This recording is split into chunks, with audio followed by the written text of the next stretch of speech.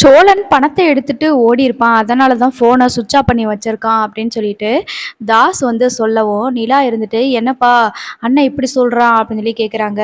"என்னம்மா செய்றது? அப்படித்தானே யோசிக்க வேண்டியது இருக்குது. பணம் போய் சேர வேண்டிய இடத்துல பணமும் சேரல. அதே மாதிரி சோழனோட ஃபோனும் ஸ்விட்ச் ஆஃப்ல இருக்கு.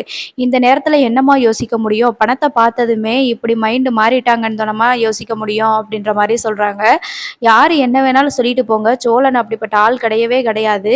அது மட்டும் இல்லாம, அந்த குடும்பமே அப்படி கிடையாது. பணத்துக்கு ஆசைப்படுற குடும்பம் கிடையாது. இதுல வேற ஏதோ சதி நடந்திருக்குது அப்படின்ற மாரி சொல்றாங்க. அதுக்கு தாஸ் இருந்துட்டு, "நீ அந்த அளவுக்கு உன்னைய நம்ப வச்சு ஏமாத்தியிருக்கான். அவன் பணத்த ஆசை பிடிச்சவன் தான். ஏற்கனவே சொல்லிட்டு தானே இருந்தான். டிராவல்ஸ் ஆரம்பிக்கிறதுக்கு பணம் இல்ல. இருந்திருந்தா நான் ஆரம்பிச்சிருப்பேன்னு சொல்லிட்டு இருந்தான்ல. இந்த பணத்த எடுத்துட்டு போயிட்டு ஆரம்பிக்கலான்னு பிளான் பண்ணியிருப்பான்." அப்படின்ற மாரி சொல்றாங்க.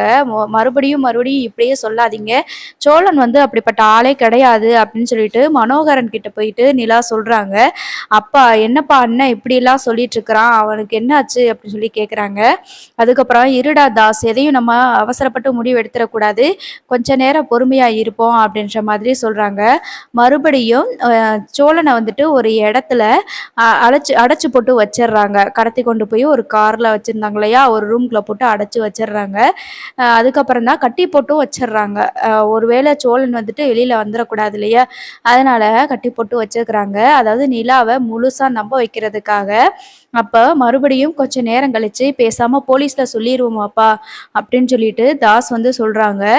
"இல்லடா, போலீஸ்ல சொன்னா நமக்கு தான் கொஞ்சம் பிரச்சனை வரும். ஏன்னா, அந்த பணத்த நம்ம தான் கைமாத்தி விட்டுட்டுருக்குறோம். நம்பகத்தன்மையான ஒரு ஆள அனுப்பணும்னு நெனச்சோம். ஆனா, இப்படி ஏமாத்திருவான்னு சொல்லிட்டு நான் நெனைக்கவே இல்ல." அப்படின்ற மாரி சொல்றாங்க. ஏன்னா, போலீஸ்ல சொல்லிட்டா இது வந்து ட்ராமா அப்படின்னு தெரிஞ்சிரும் இல்லையா? அதனால அந்த மாரி சொல்றாங்க. "இல்லப்பா, நம்ம வந்து சோழன காணோம்னாவது சொல்லலாமே" அப்படின்னு சொல்ல, "இல்லப்பா, இது வந்து இல்லீகலா கொஞ்சம் பணத்த வந்து நான் மாத்திட்டுருக்கிறேன். அதனால இதுக்கு கணக்கு கேட்டு எனக்கு தான் ப்ரெஷர் வரும். கொஞ்சம் பொறுமையா இருப்போம். தெரிஞ்சவங்கள்ட்ட சொல்லி இல்லீகலா இத பத்தி விசாரிக்க சொல்லுவோம்." அப்படின்னு சொல்லிட்டு ஃபோன்ல பேசுவாங்க. இருந்தாலும் சோழன் என்ன சொல்றாங்கன்னா, அ சரி நிலா என்ன சொல்றாங்கன்னா, "இப்படி சோழன் வந்து திருடிட்டு போறதுக்கு வாய்ப்பே கிடையாது. அவன நான் முழுசா நம்புறேன்." அப்படி இப்படின்னு சொல்லிட்டு நெறையா சொல்றாங்க. "நான் போய் அவங்கள தேடுறேன்." அப்படின்ற மாரி சொல்ல, "எனக்கு ஏதோ தப்பா பட்ட மாரி இருக்குது." அப்படின்னு சொல்றாங்க. அதுக்கப்புறமா தான் தாஸ் இருந்துட்டு, நிலாவ ஒழுங்கா ஒரு இடத்துல இரு, வீட்டுக்குள்ள இரு. நாங்க தேடி பார்க்குறோம் அவன. எனக்கு தெரிஞ்சு அவன் தான் தூக்கிட்டு போயிருப்பான்.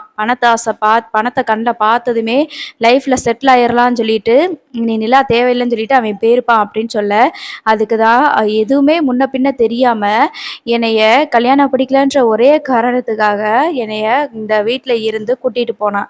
இதுக்கு முன்னாடி நான் சோழன பார்த்ததும் கிடையாது. நான் லவ் பண்ணதும் கிடையாது.